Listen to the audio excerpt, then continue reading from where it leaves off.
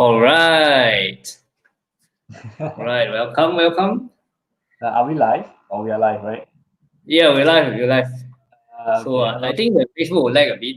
Anyway, welcome everybody. If you are you have joined us for tonight. It's conversations with the happy coach Xuan Tai. And today I have with me a very special guest, Nicholas. Hello, Farmer hello. Nicholas. Yes. I'm a farmer. Okay, so without further ado, thank you for joining us. If you are on, just drop a message, yes or hello, good evening. Without further ado, I'll just dive straight into the topic for tonight: how I became a farmer in Cambodia. So, Nicholas, Yes. how did you get started in this composting business, and how did you make it through the various challenges? Yeah, maybe just start with how do you get into this business? So, about 10 years ago, I came here as a student, just to, Mm. more than 10 years ago, maybe 15. Okay, let me introduce a little bit about myself. My Yeah. name is Nicholas. I'm 38, married, okay, have two children. Um, Basically, I'm now currently in Cambodia whilst I'm talking to you. In the midst of COVID, I still have to manage the farm and the business and the factories that is producing compost. And Mm. basically, compost is waste converted into organic fertilizer. And I use earthworms, black soldier flies, whatever you call, whatever have been done, which is whatever Singapore is doing now. And when I was a student, I came to Cambodia on a lot of charity organizations, kind of service, kind of experience. And what Mm-hmm. happened was that I realized that the people here, majority of them, their livelihoods are farming, and they really want to, try to elevate their lives by, overcoming poverty. And I think it's very easy as a person who is living in a first world country to say, okay, I'm here, I can donate some money, I can donate some things, I can help you out a little bit. But many times to really help someone, it means sacrificing, it means going out of your way, it means commitment, and it means basically inconveniencing yourself. So, I felt that there was a much to create jobs and create opportunities, and more importantly, to create a technology and a raw material for farming for the farmers in Cambodia, which is affordable for them and Mm. which is also beneficial to their farming activities, right? So yeah, so from that, I decided to come back after I graduated. I decided to come back to Cambodia and I decided to start this business. And I came here 26, 27 years old. And then I was wandering around like a lost boy.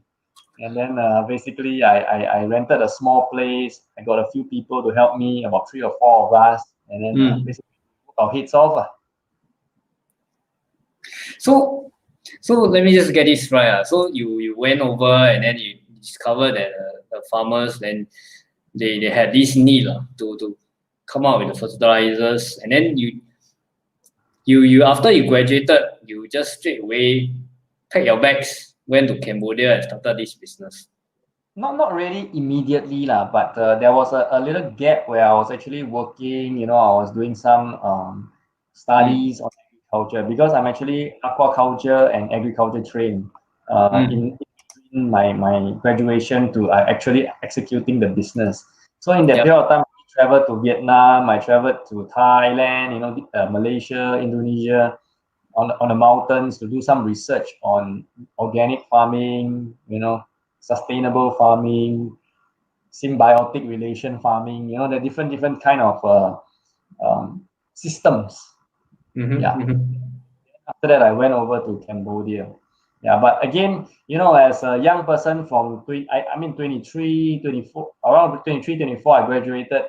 A couple of years, I was just finding out what I wanted to really do. At the same time, I Mm. had a full-time job lah. My full-time job was actually also a financial planner. But Mm.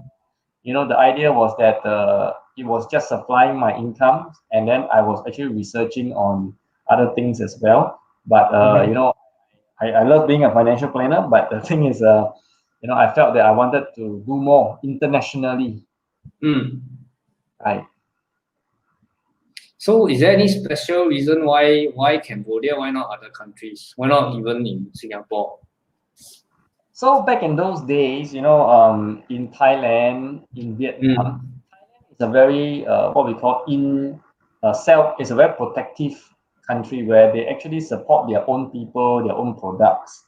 So Yep. it's difficult as a foreigner to penetrate into this market. For Mm. there were too much costing in terms of rules and regulations. So it was very difficult to establish something there. And Mm. oh, my daughter is online. Yeah. I see. Hello, Papa. Hello. All right. So, and my idea was that I needed to own the company, because if I don't, I guess it's very difficult to put your money in. You know, it's very difficult to put your life into it. See, and Mm. in general, I think Cambodia is the only country that was very open to. It's very open to foreigner investments. We are 100% owned Mhm. Korean, you know, and that's the only way that we can so-called secure our business. Mm. Yes. So when you went in, right, were you alone or you went in with a partner? I came in alone, right, and then along the way, you know, I had some people wanting to partner me, right. Then eventually, after I failed the first time, you know, I had no choice but to get someone to partner me. Mm. Financially, I was very strained. You know, I was almost down to zero already. Yeah, those were very tough times. I think as an entrepreneur, we need to understand that establishing the business in the first few years is literally hell. So you are literally walking through fire without. Let me just pause you over there. Let me just pause you over there because a lot of people think that entrepreneurship is a easy journey. So all you need to do is just to discover one very unique product and then find an angle to pitch it and then find some investors. What was the first few years of hell like? What were you going through? I think as all businesses, you know, you come out with a product, people don't know your product, you know, and you need time for people to. You need basically time and runway to develop your product in the market. But apart from this, right, you know, there are a lot of other factors such as government, culture, Mm. which, you know, sourcing of raw materials, and more important thing, your team. You know, your team have no idea what on earth you're thinking, and they have no idea what you want to do. So you need time to train them. Now, all Mm. this requires money and time, requires time, which equates to money, you see. So basically, you're going to have a long, you know, you're going to have a long runway with output of finances, but no income. And Mhm. almost everything you have to do it on your own, because if you don't do it, they don't know what you're talking about. You need to show Yeah. them. Yeah. Yeah, I remember going in to the a pile of cow manure, you know, cow dung in the living pond, because nobody knew what I was talking about, going in and scooping it out, you see. So I went in and then up to my waist level, the cow shit, basically. I think that's something that most people, myself included, are living in the comfy HDB or landed or whatever in Singapore. We cannot ever imagine. We haven't even seen something like that. I agree. That is why I think for many entrepreneurs, many of the journey is unseen, unknown, and it's really an individual taking that bold step to go forward, you know, and just being daring to do it, because the path ahead is definitely unknown. Even though you have mighty plans, it will not happen that way. Let me ask you, do you have a clear plan of what to do in the next 2 or 3 years and business plan, or do you have everything crafted out, all the details planned out and everything, all the projections? Do you have that before you jump in? When I first Do you do started, all yeah. the business planning and all that when you jump in? Sure. I guess, every business we have an idea, a concept, a model that, how we plan to develop the business. But in reality, like I said, it will definitely, it will not match, you see, because there are too many unknown factors which lead excess spending, under-equipped, under-trained, understaffed. So there are always this kind of thing, and it takes some time to finally, work things out until you finally get a balance there. You see. Right. Yeah, because the thing is about the whole startup entrepreneurship is that a lot of people, they don't know what to expect, right? So they always think that, oh, okay, so now I have my business plan, my 1, 2, 3 year, 4 year, 5 year projection, and then things will hopefully go according to plan. We're talking just before this session, 10 entrepreneurs, 9 will fail. That's the reality of it. But still, we have to understand what is the reason they fail. Normally, it's nothing to do with the product. Normally, it's something to do with the entrepreneur. Okay. So what exactly is it that will differentiate someone from failing and then succeeding eventually? What is it that what's the For me, differentiate? I feel that there is 3 things that we need to be, as a person. You need to have integrity, you need to be honest, and you need to respect others.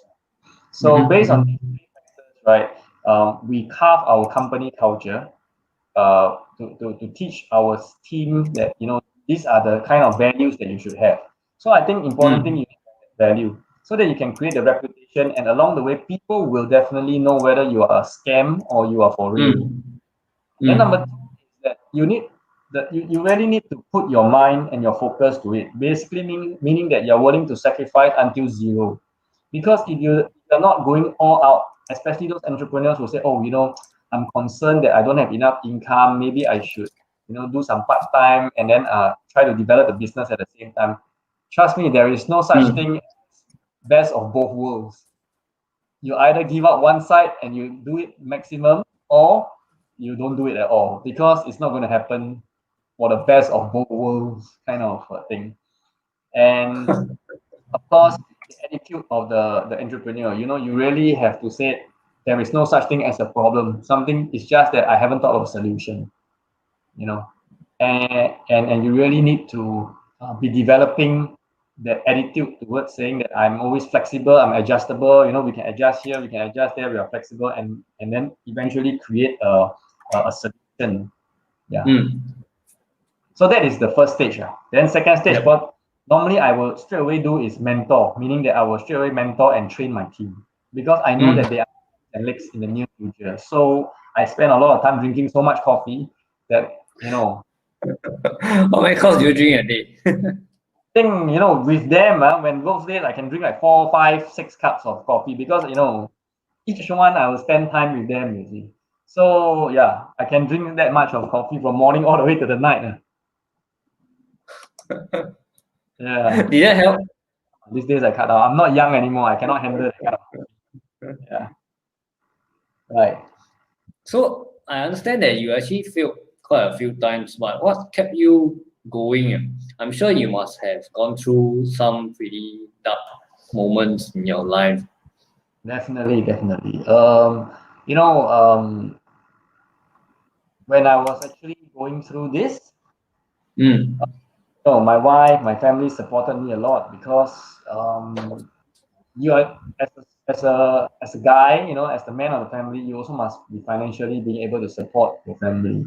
But few years I really couldn't, because I myself could hardly, have enough for my own survival.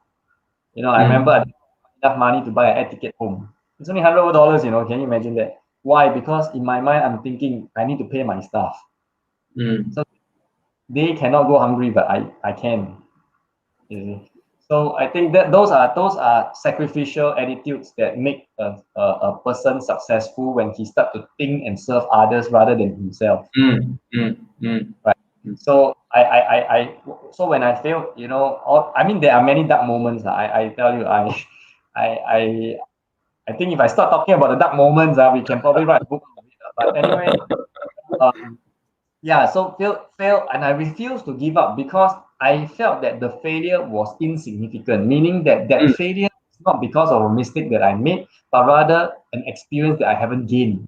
mm, mm, mm. So when I Exactly. that I have gained experience, there is no reason to give up. You see, we should You be are watching, right? You are watching. Better take some notes. Nicholas is giving a crash course on his many years of entrepreneurship. yeah. It's a tough country. I mean, unlike Singapore where everything is clear cut, you say A is A, B is B. Here is you say A, but then you can be B or C, that kind of thing. So there are a lot of uncertainties as well. But what Mm, is this? When you gain an experience, don't ever give up on the experience, you see, because once you give up on the experience, you basically just you shortchange yourself already. mm, So that was my attitude. My attitude was like, hey, I went through this experience already. Why should I stop now? I know how to solve this problem. Let's do it again. The kind of attitude. But also, I like that attitude. I like that attitude. of course, sometimes fundamentally I also tell myself that I jump into the river, I better swim across the river. Stay in the center or swim back is not a solution. Also, cannot be. So yeah, there are many things that will run through entrepreneur's head when you're failing. Trust me. Mm, Even mm. even like shit, man, I'm going to die soon, that kind of thing. I don't know how to go home and face my family. That it runs through your mind. Yeah. But that's why I say at the end of the day, it really takes that individual to have that attitude to say, look, you got to be positive. You got to look forward. You have enough experience. Let's go. Let's go. Let's go. Let's go. Keep on moving. Yeah. Have you always been like that? Never say die, or the experience of going through this whole setting up your business, running a business, making sure that it survives and then it fails and then you bring it up again. Has it toughened you, or have you always been like that? You always never say die. You don't want to lose. When I would say that no one is born, with the attitude to say a persevering kind of attitude. But Mm, mm, in my childhood, in my teenage years, and in my young adults, I had many failures. I'll be very frank with you. I was kicked out of poly when I was 16, 17, after studying 2 years, sub paper, repeat. I was kicked out of school. I went to, ouch. yeah, and then I still couldn't pass, until I took like 4 years and finally I got my diploma, that kind of thing. But of course, that is because I really hated the subject I was studying, electronics. I really cannot make it. But the thing is, I kept on failing. And the funny thing is that the more you fail in life, the stronger you become in the Mm, future. yes, Don't be agree totally. That's what I'm saying, you see. If you agree with that, just type in yes. Yeah, I think there are 8 people on the live show with us. So if you are just tuning in, welcome. We have Nicholas with us, Farmer Nicholas, who is sharing with us a life story. So Nicholas, I ask you, how did how did you cope with having to spend time away from your family? Um, How do you cope? Thank God for technology. I mean, we have all these videos and all these things now. I think it did help a little bit. But ultimately, it has to have a lot of communication with your spouse and your family. Mm, mm, Quality time is very important versus quantity. Okay, because mm, you really need to be very intentional when you want to talk with your spouse, for example. You don't ask generic questions. I mean, you really talk about, how is your work? Do you want to, what is your next step? What's your future plans and all this kind of thing. So I think being involved and keeping that connection and understanding helps you to help each other to diffuse any misunderstanding as well as what we call uncertainty. mm-hmm, mm-hmm. So what are your top 3 priorities for yourself? What do you put in, and what's the top 3 most important things to you right now? I think number one definitely is my family lah. If you're number two is making sure that my business is continuously, sustainable. It's not about how big and how fast you grow, but with that same, how effective and how efficient you are managing your company and getting profits basically. Yep. I think in this time and age, a lot of businesses, especially the MNCs, are also struggling.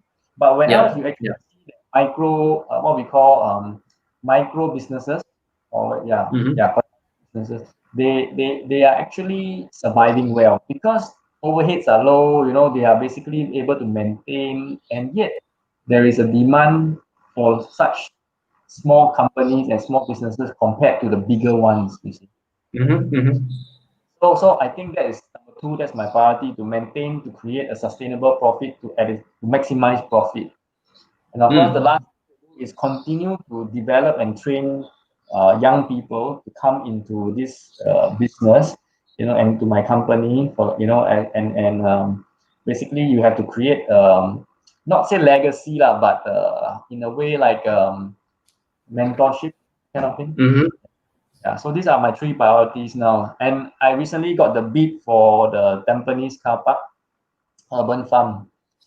Right. So well done. quite happy for that. And because of that, I'm going to go back to Singapore and I'm going to start setting up that place. I'm hoping to use it as a community gathering where the people from Tampines can come, drink tea, coffee, and then we can chit chat. Can you set up one in Hougang? I stay in Hougang. I'll come Tampines near, no worries. Yeah. So things like this. So yeah, we my focus is always on agriculture and waste management. Yeah. But I think I want to share something with everyone who is, if they hear, sometimes about sustainability. This is a big word that everyone is talking about in Singapore these days. Sustainability. But the problem about sustainability is that it contradicts convenience. It's a lifestyle issue. The problem with our lifestyle is that we cannot be sustainable. We must be convenient. So that's why we need a plastic bottle. We need a plastic bag. We need straw. Right. We need to tap. So these are all convenient. So in order to be sustainable, you need to change your lifestyle. So I hope that this message can also be shared with the people who are hearing, to say that if you want to go green, you really got to change your lifestyle. Yes. This I fully agree. I'll be the first one to admit I use a bit too much plastic bags. But I consciously try to cut down. So I try to bring my own lunch box wherever I can. But I think all of us, myself included, definitely have room to grow in this aspect of being more environmentally conscious and more mindful of being sustainable. Are you having any projects that are in line with creating sustainability? Technically, my business is a sustainability business where I waste into organic fertilizer. Then I use the organic fertilizer to grow vegetables. I let you eat already. Whatever your waste comes out goes back to become fertilizer, and then goes back to grow vegetables, and then give it back again. The only thing I try not to touch is human manure at this point in time, but almost all kind of manure I have used as raw materials before. Okay. Manure, Actually, just to rewind a bit, because I'm sure you are also aware that Singapore government actually is looking closely at food security. And of course there are a lot of initiatives to increase the local food production. So are you involved in any of these projects? I understand that Tampines one will be one of them, right? Yeah, these are the pioneering projects that are taking the lead for the 30 by 30 Singapore food security kind of the vision. So we are involved, in developing these projects, and we hope to scale up as well. It will not be one car park. Eventually, I will try to bid for another 5, 10, that kind of thing, because agriculture do need some scale. Mm. I grow is not enough for even the neighborhood of Tampines to eat. One day lah, one day, one day. One day, one ton, I'm dead. So that's not Because possible. I understand that because the government is actually trying to utilize some of the so-called void spaces lah. So recently I visited one of the car park hydroponics garden, I think, at Ang Mo Kio that side. Yeah, I think you should know those guys as well lah. Community is not very big. Yeah. But I feel definitely I think there's much space that we can grow in this area. Because a lot of empty or void spaces not being fully utilized. The truth is that you must use the right system to grow at the right place. And the problem, actually, I feel that Singaporean farming industry is that most of them are technologies and not farmers first. Where I'm a farmer, and then I integrate technology into farming. So what happened is that along the way, when you create too high tech technology to grow, you create actually high cost. You create something that will have some obstacles when you actually are really growing the vegetables, for example. Because of all these factors, you have to transfer that cost of the end product to the consumer. And then it becomes, why is my vegetable so expensive compared to Malaysia? Then it becomes, try to support Singapore local product. And then the question you ask yourself is, why so expensive? See? It's really what should be a better way ahead? that one is my trade secret. That one is my trade secret. Trade secret. You teach the Singapore government they need to implement so that all of us will have food to eat.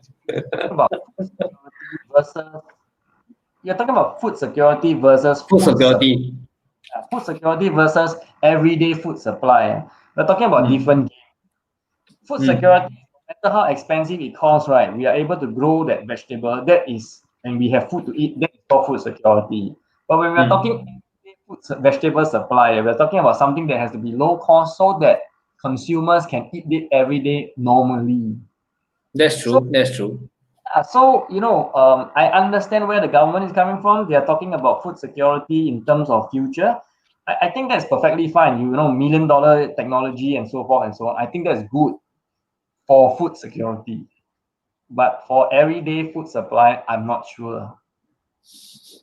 That's the thing, you see. Yeah. Okay. Right. So what are you looking forward to in terms of your business over the next few years? I just expanded another factory. So basically, I have about 2 factories here producing the compost now. Like I said, I'm going over back to Singapore to set up the car park farm, and let's see how it goes. I know there's going to be a lot of hard work. It's going to be again another, a lot of obstacles that we have to be solving, and hopefully we will grow nice and healthy vegetables, at low cost for consumers. And of course, I don't want to talk too big and say that, everything is going to be like this. It's not okay. So I will also be working with a lot of young people, elderly folks, who are going to be volunteering or even working part-time. That rooftop farm, so that we are able to share experiences and help them to get involved with, and hopefully it helps in their health and mentality and stuff like that. Okay, that's very good. Okay, just press pause a little. Okay, so guys, if you have any questions for Nicholas, whether on business, entrepreneurship, on farming and sustainability, feel free to type it in the comment box below, and I will be gladly answering them. Yeah. So moving ahead, moving ahead, now that you're looking forward to expansion, what are some of the current obstacles or some of the current challenges that you face in your business? I think weather change is a very big issue now. It's Mm. very difficult to predict when is the rain season and when is the dry season. Unlike Mm-hmm. get regular rainfalls, you don't really have a very long season of drought or long season of rain.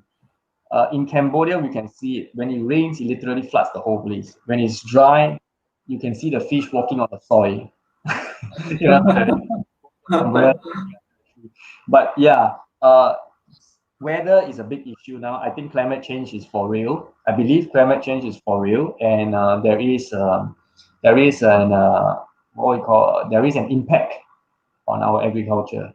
Number two, Mm. I think uh, my obstacles again. My obstacles. So the weather is one, and getting people wanting to get their hands dirty and being involved in this agriculture business is something that perhaps still requires a lot of time. Yeah, because I know a lot of Singaporeans, they are very interested in farming, but they don't realize that what they are doing is actually gardening. You see, farming What's the is difference? Please educate us. you grow some vegetables, you just get some wrong. When you do farming, you literally need to drive a tractor, plow soil, make sure that there's no weeds, prune trees, and you're talking about 1,000, 2,000. I have 13,000 trees. So that is not gardening. You can't use a water hose and water the plants. You literally need very powerful irrigation tanks that you drive down the trees and it's like fire engine, woo, that kind of thing, and they're pouring water on the tree, that kind of thing. Yeah, so it's a little bit different. So I think many people have the intention of wanting to, oh, I want to get my hands dirty, I want to go into farming. But in reality, is that it's more like in the Singapore context, it's more like a gardening. But the real farming is really no joke one. I have I have to fight with snakes. I have to fight with nonsense. Basically flood. The whole tractor stuck in the soil. I have to figure out how to pull out the whole tractor. So these are all different challenges. But when you first entered the field, I'm sure you didn't fully comprehend what you're signing up for, right? I didn't. I was thought they were happening when I was in secondary school. I know. So I thought it was gardening. And when I literally tried to water the tree with hose, it doesn't work. You water section A, by the time you reach section B, section A all dry already. Away. So there is really proper equipment, there is really proper technique planning for farms. It's not in a way like a small garden where you grow your own edibles, a 10 by 10. And my farm is 72 hectares. 1 hectare is 100 by 100. 1 hectare is about one football field size, lah. 10,000 square meters. You try to use the water hose to water the trees. That would be crazy. You take super long and What Yeah. So yeah, these are that. So there's a concept misconception on these things. But again, I still feel that Singaporeans, when I'm very excited when people say, "Oh, I love farming, I want to do farming," and something, I say, "Yeah, great, just go get your hands dirty and then just do it." Because in reality, when you start doing it, then you will understand the challenges, then you will know how to grow and scale accordingly. that's true. That's true. So when you finally realize that this is the amount of work that you actually do, how come you didn't quit? You just say, okay, I'll just roll out my socks and I'll just go and do it. The tree already planted into the soil already. The project is a lot of financial investment has to go in first, and then eventually you have to wait like 4 5 years before you actually really see the returns. So if anybody tells me, oh, agriculture is a good investment and that kind of thing, I said yes, it is, but again, you really need to have knowledge on what this investment is about and what going. And then secondly is that you need to have holding power lah. Basically, you need to be able to wait out. You see. And lastly, your risk appetite will be very high because there is a lot of possibilities that your investment will go to zero because of pest, disease, virus, weather, natural disasters. I don't know. Yeah. So. Okay, that sounds like a tall order. So based on how many years have you been in this particular business since you first started? 10 years, bro. 10 years. Yeah, man. I came here young. I'm leaving here old, man. What are some of the three most important lessons that you can glean from your this 10 years of experience of mud, of sweat, of sun, of pain? Game experience. I think, I was having. What are some of the takeaways? Sometimes when you walk through that journey, actually you don't realize what you are actually as you're walking through the journey, you don't realize in what ways you are growing, in what ways you are maturing, in what ways you're experiencing, because it is so subtle yet it is significant in the next step that you take. So it's growing. I had a conversation with my wife yesterday.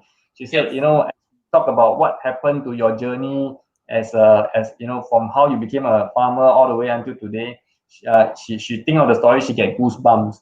Then she asked me, how do you feel? Then I said, actually, I'm the goose that went through the bumps. So I what the goosebumps is about. You know what I mean? So basically my point is, you are going through it. It's very difficult for you to tell you, oh, these are the things, these are that. It's very difficult to put a finger to it. But I can tell you that after 10 years, looking back at certain stages in my journey, I think it is, like I said, integrity, honesty, and respect. These three has allowed me to make good friends, meet good people, and attract the right kind of people. And because of this, integrity, honesty, and respect. Write that down. Respect, that's right. So with this, it created a good group of people, and they gave me a lot of support, and then a network, a strong network, and then So I think that is one of the critical things now. Do you ever feel that you are alone at any point of time, that you are going through all this alone? You feel very alone? I think in reality, I am alone now.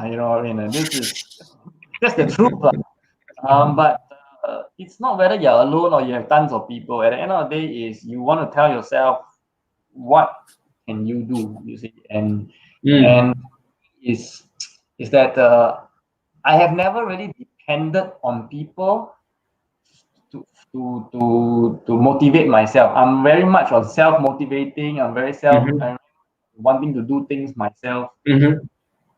And probably because of that, I'm not easily swayed by words that people actually pour. Like, oh, why you do this lah? Are you crazy? You got a good job. Why you run then? Work lah, that kind of thing. These are here already also sian. But there's a if you are easily swayed by the words of people, that it also means that you are easily controlled by people. So you never let negative words, all the naysayers, all the bad comments, they don't affect you? I recover very fast. You can talk rubbish with me, you can pour all the negative on me, within like 15-20 minutes, I'm done. Okay, let's move on. That kind of thing. Yeah. I know, you are not the one going through the shit. It's me. You can say all you like and say all you want, but at the end of the day, I'm the one doing it. You see? So I can only tell you that I like your attitude. I like your attitude. Yeah, because some people do tend to get affected by comments quite easily. For me, I also don't care. I really don't. Can't be bothered. Yeah, but there are some of my friends. They have this issue of, if I do this, then what will people think? And yeah, they are affected by comments quite easily. No lah. I mean, again, there's a difference between doing something that is morally wrong, or or doing something that is your own personal goals and own personal dreams. You see, so I guess Mm. it is what I'm Mm. what I'm talking about now is actually more my personal goals, my personal. Yep. Yep. So I cannot easily be swayed by people, and I have to keep telling myself that. And eventually, after a while, your character will develop that kind of immune system where you actually purge negativity. Mm. Mm. Yeah. Yep. The happy man approve. Actually, actually, I really like about what you mentioned at the start, that you are actually driven by this purpose, or this sense of wanting to contribute, wanting to help other people, which is why actually you started on this journey lah. Yeah. So how has this value actually helped you, not just in business, but how does it help you in life as well? I can tell you that my staff and my team will testify that in the midst of me helping them, sacrificing for them, and Mm. working this, and they value it, and that's why they have my what we call turnover rate is very low. In Cambodia, the turnover rate is almost like weekly one. But to be have a So serious because you see, a basic salary is maybe $180 for a worker. So Yeah. if any company pays me 185, I will just leave and then just go and do it, because it's not special skill, it's just manual labor, it's the same thing. You see. So there is Mm. that, because of this enticement, it is actually very difficult to hold on to workers, simply because you cannot offer them the extra $5-10. Yeah. Yeah. Yeah. Right. So because of that, and so yeah, so I think in the midst of helping people and being really building that relationship, I guess I see the results as being loyal. I see the results Mm. as being faithful, and you know yeah, I think the whole idea of the support lah, as a team lah. Mm. I think that's very important because the workers, sometimes there's this saying. I used to work in the retail line, so I was previously I was a pharmacist in the retail line. So there's this saying that if you take care of your staff, they help to take care of your customers in the retail setting lah. Or, I mean, in your context will be, take care of staff, they take care of your business lah. So is that true? They take out my plants. If not, they really will kill my plants. Seriously. Ask them to water, they don't water, you are dead. You ask them to put fertilizer, they don't fertilize, they are dead also. So they really literally is like that. Yeah. Okay, so we are almost at the end of the time. So just one last question for you. So do you have any words of encouragement to some of our friends or some of our viewers who might be going through a difficult time? Okay. I think in the midst of COVID, there's a lot of opportunity as well. Mm. In the midst of our so-called comfort zone, there is also obstacles and what we call challenges comes and cross our path. Sometimes it's us a newer perspective, a fresh perspective on perhaps this is another direction that I should take, which might have more value and more benefit to what I'm currently doing. So don't Mm. always think that something bad that happens to you along that perfect journey of yours now is a bad thing. Mm. It's not always a bad thing, and it's really depending on you as an individual to align that situation to make it into a positive opportunity. Okay. Mm. So I believe that some of you out there are also having hard time, with your job, pay cuts and all these things. So be persevere, hold on to it. Tough times don't last, tough men do. So we always, run with that mindset and say that, look, it's okay. as long as I'm being contented, as long as I'm being prudent in whatever I'm doing and the way I'm spending, I believe that I will be able to live through life and still provide a good value system for my children and family. Mm. Mm. So don't give up, be strong, and keep on fighting. I like that. Okay, final word. If my viewers would like to connect with you, how can they reach out or how can they connect with you? Okay, so you can go to my Facebook page, www. Okay, sorry, Let's my stop it. see uncle farmer too long you need to www some more. Oh, jialat. For Farmer Nick Singapore, Farmer Nick Singapore. right? Or you can Google NICK, right? Or NIC. NSCK.